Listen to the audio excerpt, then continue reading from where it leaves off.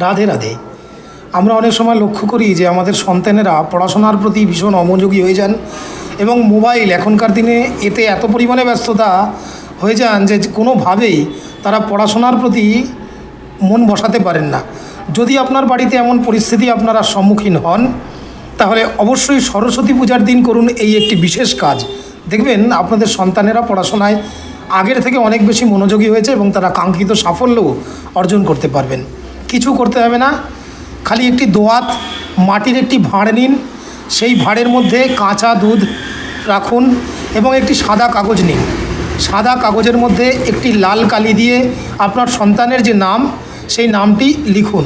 লিখে সেই যে দোয়াতটা নিয়েছেন, যে মাটির ভাঁড়, সেই দুধের মধ্যে সেই কাগজটি অর্পণ করে দিন এবং তার মুখ বন্ধ করুন। তার আগে অবশ্যই একটি কাঁচা এলাচ তার মধ্যে স্থাপন করুন বা তার মধ্যে ফেলে দিন। দিয়ে আপনাদের বাড়ির যে ডিপ ফ্রিজ আছে সেই ডিপ ফ্রিজের একটি কোণায় এই জিনিসটিকে স্থাপন করুন। ম্যাজিক দেখুন, অটোমেটিক্যালি আপনার সন্তানের পড়াশোনার প্রতি মন বসবে এবং অধ্যাবসায় তারা বেশ কাঙ্ক্ষিত সাফল্য অর্জন করতে পারবেন। ভালো থাকবেন, সুস্থ থাকবেন। রাধে রাধে।